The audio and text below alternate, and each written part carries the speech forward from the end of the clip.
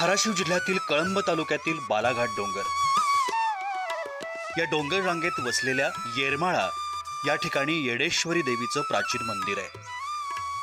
महाराष्ट्राची कुलस्वामिनी आई तुळजाभवानी मातेची धाकटी बहीण म्हणून येडेश्वरी मातेला ओळखलं जातं। याच येडेश्वरी देवीच्या चैत्र पौर्णिमा यात्रेला सुरुवात होते। या सोहळ्यासाठी महाराष्ट्र, कर्नाटक, आंध्र प्रदेश या ठिकाणाहून भाविक डोक्यावर परडी, गळ्यात कवड्यांची माळ आणि मुखात येडेश्वरीचा जयघोष असं करत जवळपास 10 ते 12 लाख भाविक चैत्र पौर्णिमा यात्रेत सहभागी होतात। महाराष्ट्राची कुलस्वामिनी आई तुळजाभवानी मातेची धाकटी बहीण म्हणून येडेश्वरी देवीला ओळखलं जातं। मराठवाड्यातील सर्वात मोठी यात्रा येरमाळा येथे भरते। भाविकांनी मोठ्या प्रमाणात गर्दी केलेली आपल्याला बघायला मिळते। खरं तर मोठ्या संख्येने भाविक या ठिकाणी मंदिर परिसरामध्ये आणि येरमाळा परिसरामध्ये जमलेले आपल्याला बघायला मिळतात। चैत्र पौर्णिमेच्या यात्रोत्सवाच्या पूर्वसंध्येला भाविकांची मोठी गर्दी आपल्याला येरमाळा येथे बघायला मिळते। खरं तर मंदिर प्रशासनाकडून जे आहे ते 10 ते 15 लाख भाविक येरमाळ्यात दाखल होण्याचा अंदाज देखील जो आहे तो वर्तवण्यात आलेला आहे। आई राजा उदो उदोचा जयघोष देखील या ठिकाणी परिसर निनादून गेलाय।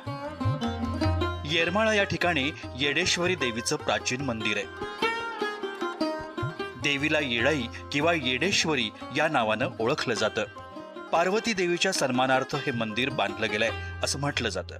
या मंदिराचा संदर्भ थेट प्रभू रामांशी असल्याचं देखील सांगितलं जातं। तशी आख्यायिका आहे। प्रभू श्रीराम वनवासात होते आणि प्रभू श्रीराम वनवासात असताना ते सीता मातेचा शोध घेत होते। यावेळी भगवान शंकरांचा सल्ला डावलून पार्वती मातेने प्रभू श्रीरामांची परीक्षा घेण्याचं ठरवलं। यावेळी पार्वती माता प्रभू श्रीरामांच्या समोर सीता मातेच्या रूपात प्रकट झाली। यावेळी प्रभू श्रीराम म्हणाले की तू का आई?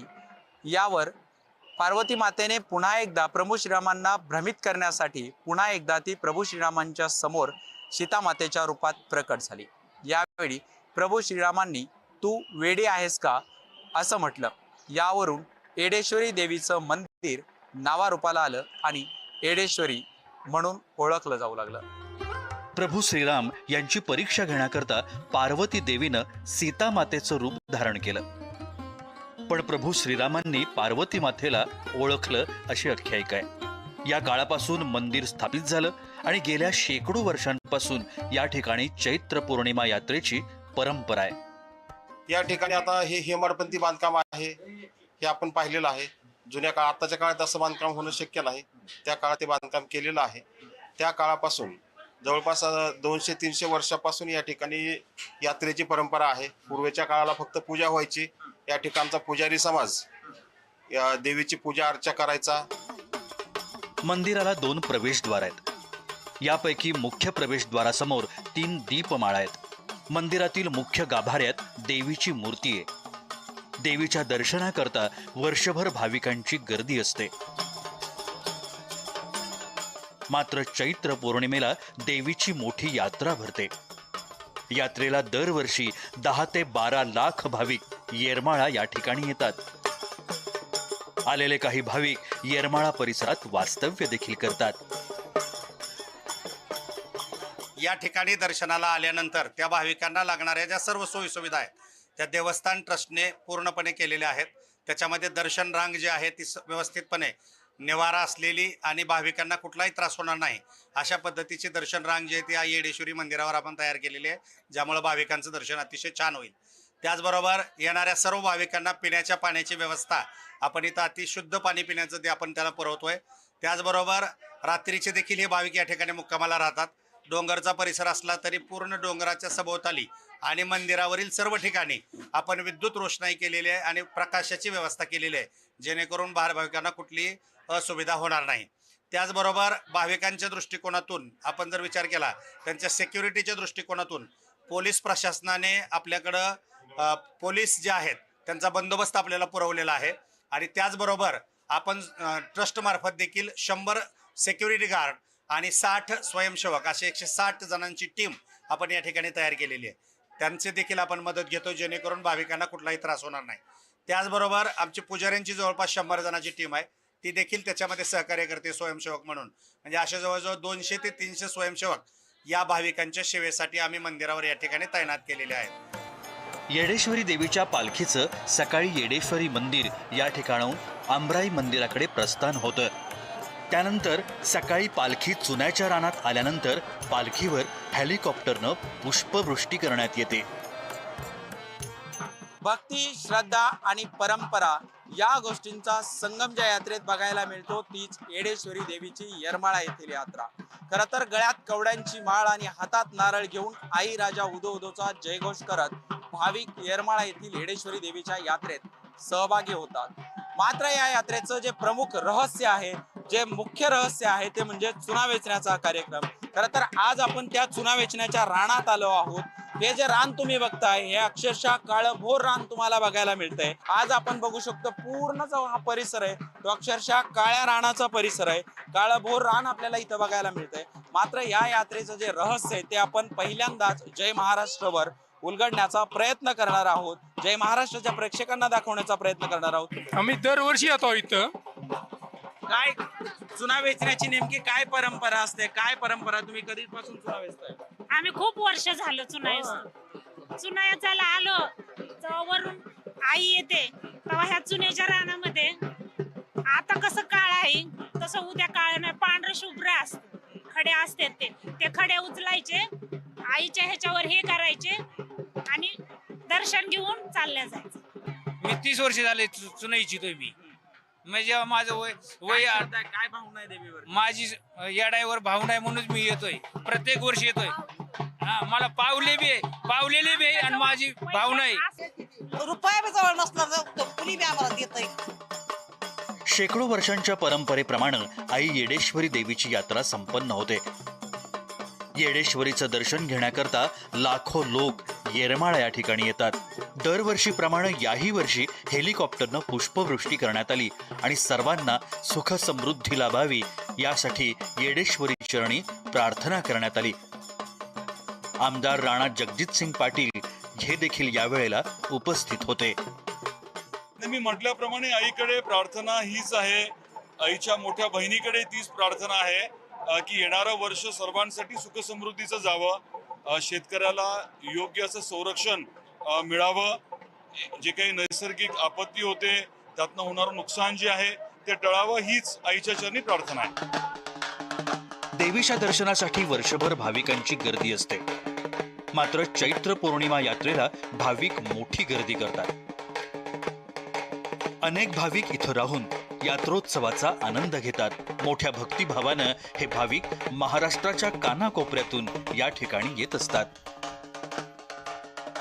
असं म्हणतात की आपल्या लेकराचं नाव मोठं करणारी जगजननी येडाई आहे आणि जो तिच्या चरणी लीन होतो आणि जो मनोभाव आहे तिला पुजतो त्याच्या पाठीशी आणि आपल्या लेकराच्या पाठीशी ती 100% उभा असते. मला परडी कशी भरायची हे सुद्धा माहिती नव्हतं आणि परडीसाठी काय काय लागतं हे पण माहिती नव्हतं. पण ज्यावेळेस मी येडाईला येऊ लागले मी असं बघायचे, फक्त सेवा करण्याची इच्छा झाली होती माझी. ज्यावेळेस घरी आली येडामाई त्यावेळेसपासून सेवा चालू केली आणि त्याच्यातून मला म्हणजे असं खूप समाधान मिळालं. येडेश्वरी देवीच्या 5 दिवस चालणाऱ्या या यात्रोत्सवात मोठी आर्थिक उलाढालही होते.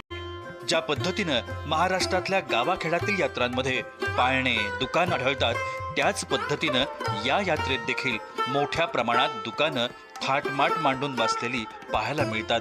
10 ते 12 लाख भाविक येरमाळ्यात येतात. नारळ, कवड्यांच्या माळा, हळद, कुंकू मोठ्या प्रमाणात खरेदी होतं आणि त्या निमित्तानं येरमाळ्यात मोठी आर्थिक उलाढाल होते. या यात्रेमध्ये 10 ते 15 लाख लोकसंख्या येते. कमीत कमी एक व्यक्ती एक नारळ घेतो. कमीत कमी 10 लाख नारळ सहजासहजी विकला जातो.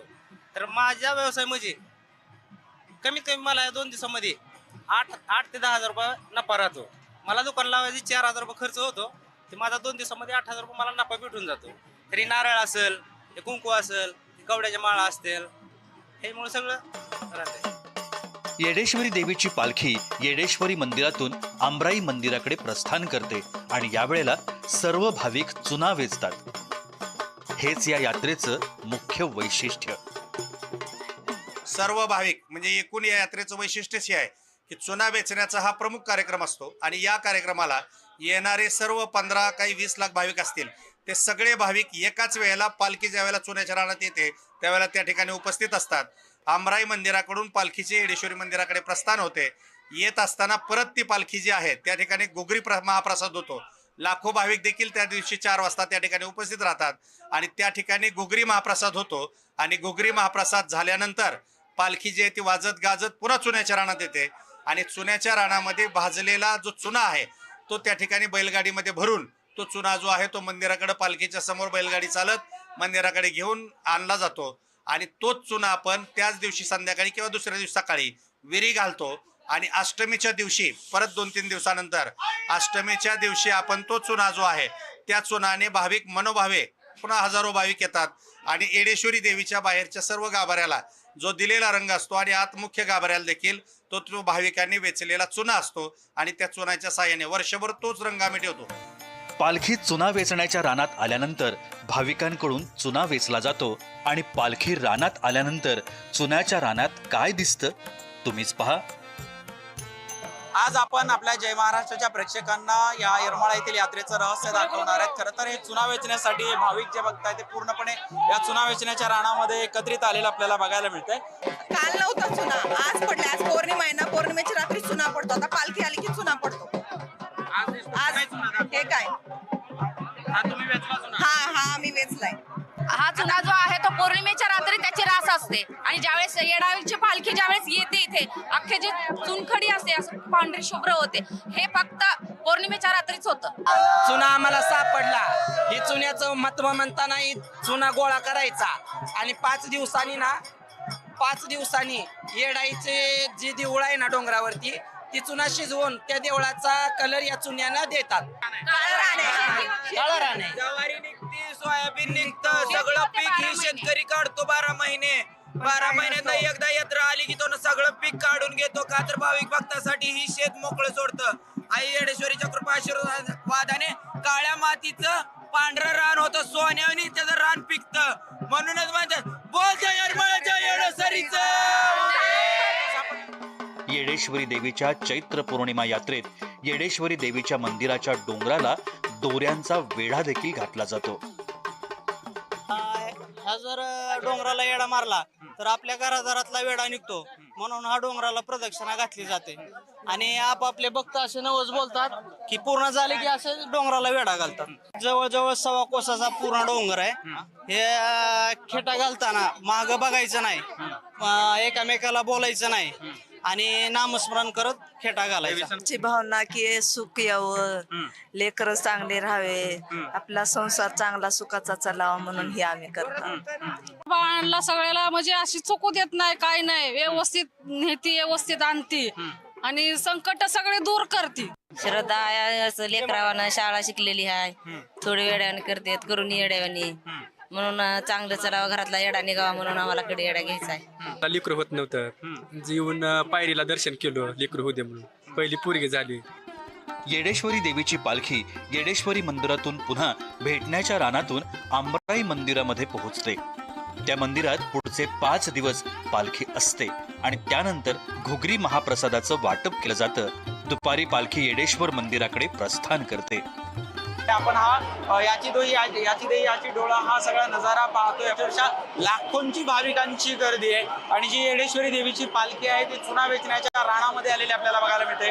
आपण पाहू शकतो की या ठिकाणी पोलीस बंदोबस्त देखील कडेकोटपणे तैनात करण्यात आलेला आहे. पुढे बैलगाडी चालते आणि पाठीमागे जी आहे ती पालखी आहे. आपण बघू शकतो की आई राजा उदो उदोचा जयघोष करत, येडेश्वरीचा जयघोष करत या ठिकाणी पालखी या ठिकाणी चुना वेचण्याच्या रानामध्ये आलेली आपल्याला बघायला मिळते.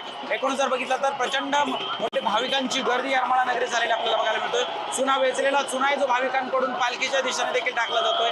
या ठिकाणी चुना वेचण्याच्या रानामध्ये साचवला जातो. आपण बघू शकतो की हा जे भाविकांची जी पूर्णपणे मोठ्या प्रमाणामध्ये पूर्ण परिसरामध्ये गर्दी चुना वेचण्याच्या रानामध्ये झालेली आपल्याला बघायला मिळते आणि पालखी या ठिकाणी चुना वेचण्याच्या रानात पोहोचली आणि इथून पालखी जी आहे ती आता आमराईमधील मंदिरामध्ये जाणार आहे. येडेश्वरी देवीला तुळजाभवानी देवीची धाकटी बहीण मानलं जातं. ज्या पद्धतीनं तुळजाभवानी मातेच्या परडीत कवड्यांची माळ असते त्याचप्रमाणे येडेश्वरी देवीच्या परडीतही कवड्यांची माळ असते. म्हणजे ही आता सांगितलं तसं देवीचं एक ताट समजित आम्ही. देवीचं ताट समजित हिला दर शुक्रवारी मंगळवारी 5 घरं मागतात. येळ आली की देवीला येऊ वाटलं की येतात. हो, प्रचार करतात, देवीची आरती करतात, 4 शब्द येतील तसे गाणं म्हणतात. म्हणजे असं तिचं काय बेस मनोरंजन करतात. शुक्रवारी मंगळवारी बसून आपलं 4 गाणी म्हणतात. हे दैव थोरल्याकडेच येते.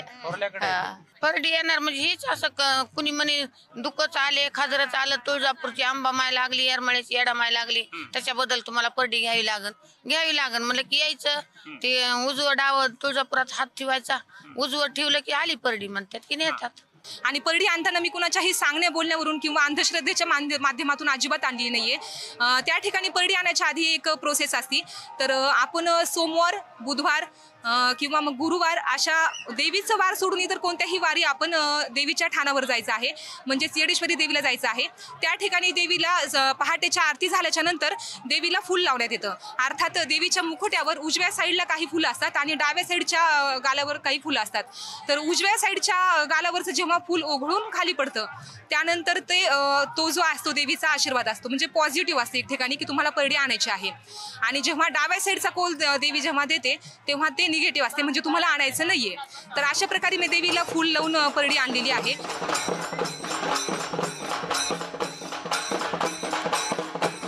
देवीचा पालखी सोहळा याची देही याची डोळा अनुभवण्याकरता भाविकांची मोठी गर्दी होते. दरवर्षी होणाऱ्या चैत्र पौर्णिमा यात्रोत्सवात मोठ्या उत्साहानं भाविक गर्दी करतात. हलगी आणि संबळाच्या ठेक्यावर आराध्यांची गाणी गायली जातात.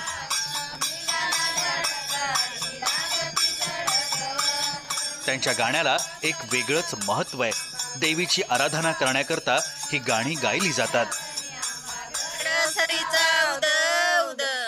मायेचा पदर दिलाय डोई तिलाच माझे किव ग किव, मायेचा पदर दिलाय डोई तिलाच माझे किव ग किव, येडाई माझा जीव ग जीव, येडाई माझा जीव, येडाई माझा जीव ग जीव, येडाई माझा जीव.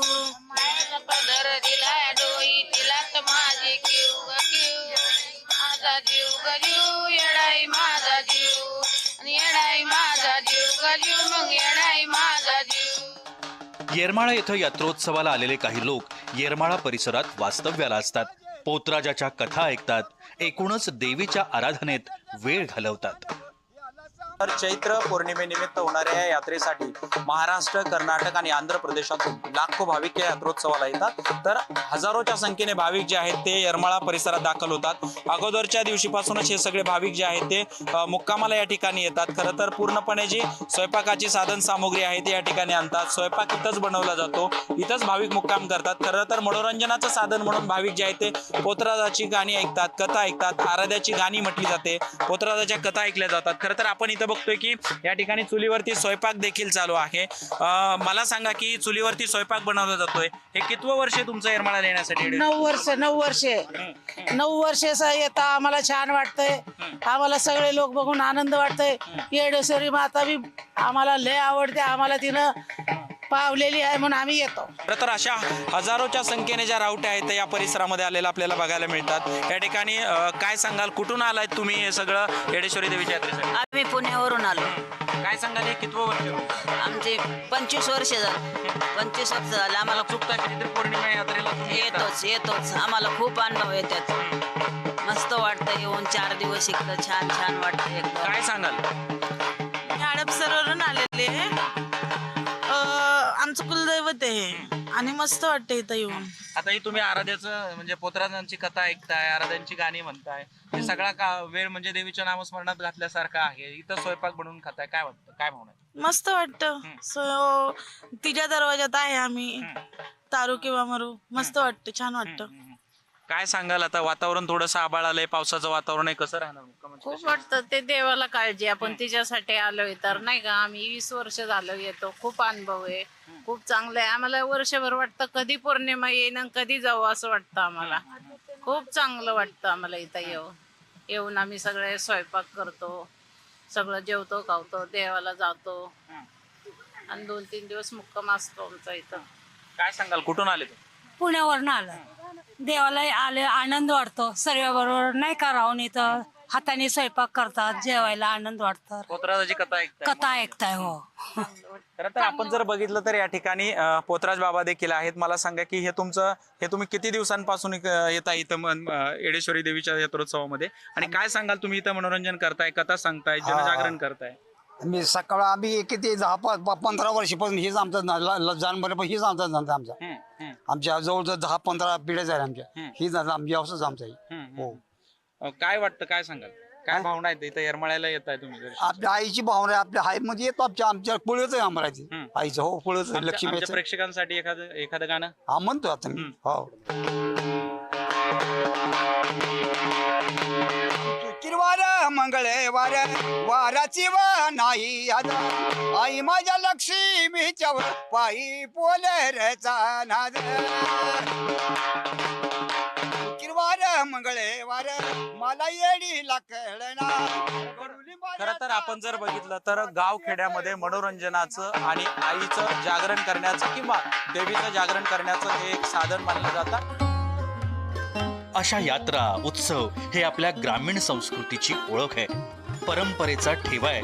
आणि खरं तर महाराष्ट्राच्या संस्कृतीतल्या आणि मातीतल्या या यात्रा आपली संस्कृती अनादी काळापासून टिकवून ठेवत आहेत. भक्तीचा महापूर, श्रद्धेची ताकद आणि परंपरा जपत येरमाळा येथील येडेश्वरीची देवीची यात्रा जी आहे ती संपन्न होते. खरं तर येडेश्वरी मंदिरातून पालखी सोहळा निघतो आणि त्यानंतर पालखी चुन्याच्या रानात येते. त्या ठिकाणी चुना वेचला जातो आणि पालखी आमराई येथील मंदिरामध्ये येते आणि या ठिकाणी घुगरी महाप्रसादाचं वाटप केलं जातं आणि त्यानंतर पालखी जी आहे ती येडेश्वरी मंदिराकडे प्रस्थान करते. आणि या एकूण 5 दिवसांच्या चालणाऱ्या चैत्र पौर्णिमा यात्रेत लाखो भाविक येरमाळा नगरीत दाखल होतात आणि येडेश्वरी देवीकडे आपलं म्हणणं मांडतात, आपली भावना मांडतात. श्रद्धेची अपार श्रद्धा घेऊन हे भाविक जे ते येरमाळा येथील यात्रेत दाखल होतात आणि देवीकडे आपली भावना मांडताना पाहायला मिळतात. कॅमेरा पर्सन संतोष शिरसाटसह मी उदय साबळे पाटील, जय महाराष्ट्र, येरमाळा, धाराशिव.